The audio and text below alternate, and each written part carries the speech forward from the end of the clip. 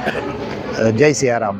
आपल्या श्री व्यंकटेश बालाजी मंदिर पिंपळगाव बसवंत येथे दिनांक 28/2/26 रोजी शनिवारी हनुमान चालिसाचा अनुष्ठान करावयाचे ठरले आहे.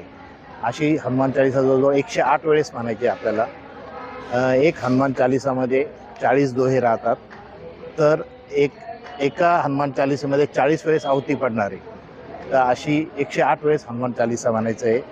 आणि टोटल प्रत्येक हनुमान चालिसामध्ये 40 दोहे, जसे गुरु सर म्हणजे प्रत्येक दोहा आहे त्याच्या असं प्रत्येक हनुमान चालिसमध्ये 40 दोहे असतात. 40 × 108 तर म्हणजे जवळ 4320 आहुत्या इथं पडणार आहे. आणि असं टोटल ओव्हरऑल बघितलं तर 5000 आहुतीचा इथं मोठा कार्यक्रम आहे.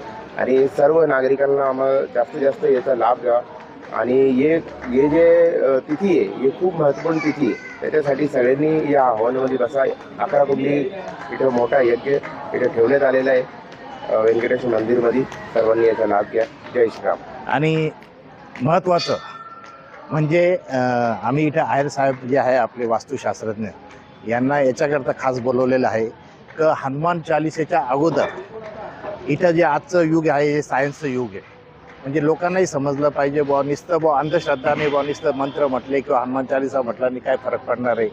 तर आज हनुमान चालिसेच्या अगोदर आपण इथली एनर्जी सगळी मोजू राहिलो आहे आणि ती एनर्जी किती आहे काय आहे हे समजणार आहे. आणि त्याच्यानंतर हनुमान चालिसा झाल्यानंतर उद्या संध्याकाळी सुद्धा आपण एक एनर्जी परत मोजणार आहे. म्हणजे आपल्याला समजेल हनुमान चालिसामध्ये किंवा मंत्रांमध्ये काय ताकद आहे ते आपल्याला आयर साहेब सांगतील. मी सुरू करतो.